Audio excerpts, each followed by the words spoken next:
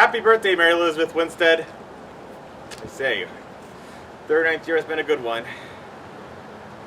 We haven't seen no acting credits with Mary Elizabeth Winstead for almost 2 years after the movie Kate from 2021.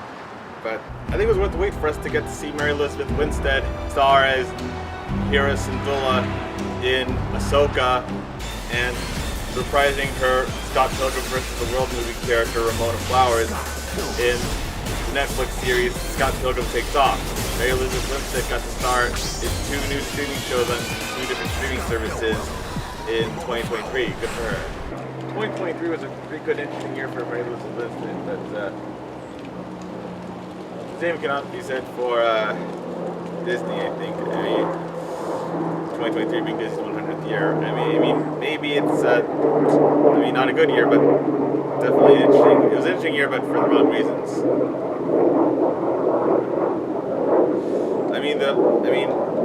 Like 2 out of 10 movies that Disney's put out this year in different studios, the only 2 ones that have been hits so far are the only 2 movies that have been financially successful are Guardians of the Galaxy and Elemental, which means Disney still has had a relatively better time at the box office in 2023 by comparison to DreamWorks, which used to be riding high in 2022, but isn't doing so hot now in 2023 with Ruby Gillman, Teenage Kraken, and Trolls Band together.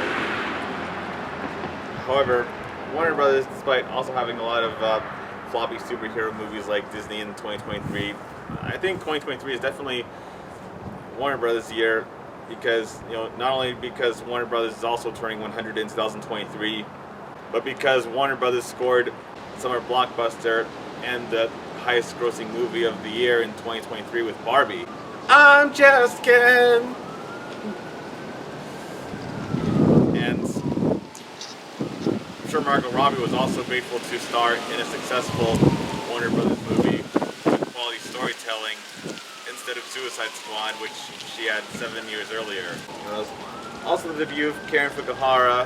She has a better movie in which to star this coming December. Karen Fukuhara and Mark Hamill, as I told you, that they're both voice actors known for a few live-acting film roles that I enjoy, who are starring in The Boy and the Heron alongside Christian Bale, Dave Bautista, Gemma Chan, Willem Dafoe, Robert Pattinson, and Florence Pugh. If Disney's still distributing English dubs of Hayao Miyazaki films like they did back when I was watching then who knows, The Boy and the Heron might perform okay for them. And even if they aren't distributing The Boy and the Heron and The Boy and the Heron's English dub, I'm sure The Boy and the Heron is going to be great for Hayao Miyazaki's last film. Yeah, also, Warner Brothers in 2023 had sequels to The Meg, The Nun, and Creed in 2023, which were all more financially successful than Disney's live-action remakes of The Little Mermaid, Elemental, and Ant-Man the Wasp: Quantumania, despite ranking lower than them on the worldwide box office numbers for ticket sales, because Warner Brothers sequels to The Nun, Creed, and The Meg were more profitable in relation to their own movie budgets. So I think Warner Brothers can teach Disney a good lesson about making non-superhero films on a reasonably cheap budget.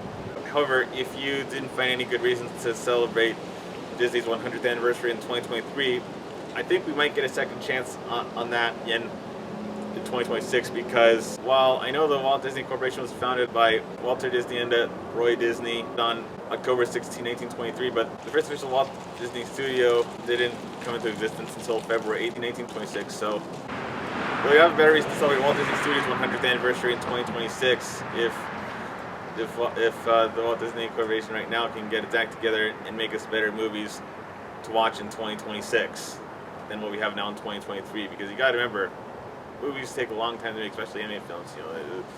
Animated films or superhero films that have all special effects, them typically take 2 or 3 years to make. So maybe it's only this year, when in 2023 is 100th year, when Disney's had to start course correct. Really, when Bob Iger realized that Disney had to start course correcting and making better films for 2024, 2025, and 2026. I don't know.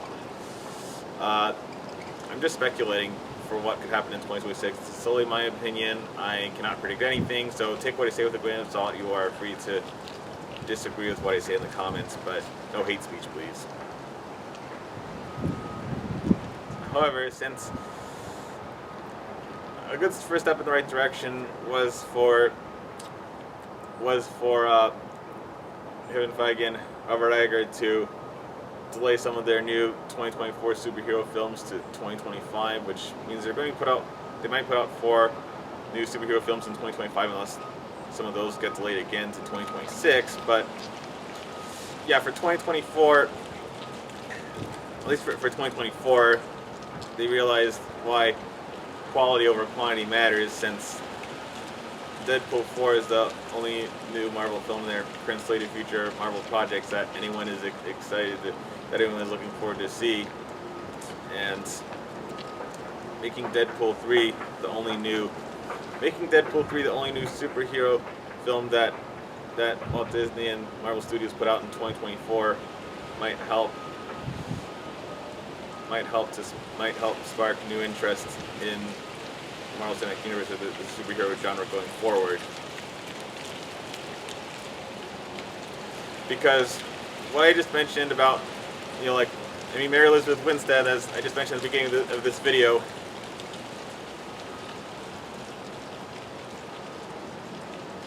she started working less to the extent where she didn't have any new acting projects for us to see in 2022. But that gives fans of Mary Elizabeth Winstead something for which to look forward, even more than they already did when they found out she was starring as Hera Syndulla in the Disney Plus series Ahsoka and Ramona Flowers in the Netflix series Scott Pilgrim Takes Off.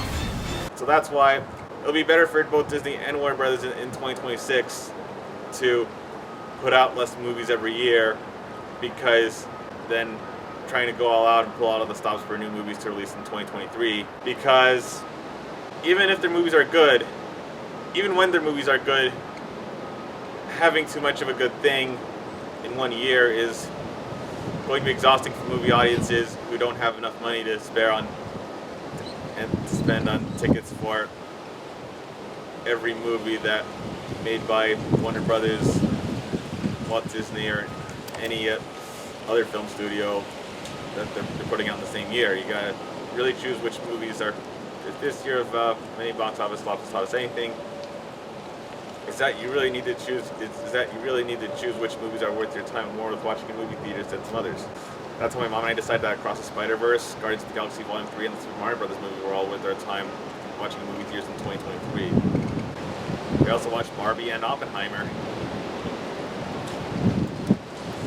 We also saw Ruby Gill and Teenage Kraken, which I thought was cool that DreamWorks could make a new original property that satirizes The Little Mermaid. So I was disappointed in that one. We also watched the Disney movie Haunted Mansion and the Warner Brothers movie Blue Beetle, which are both very good, very decent movies. So that's why I'm disappointed by their box office numbers. I can't say nobody watched them, because we watched them, and there is a modest amount of people who care about watching Blue Beetle and Haunted Mansion in movie theaters. Blue Beetle and Haunted Mansion may have done much better with a fall release.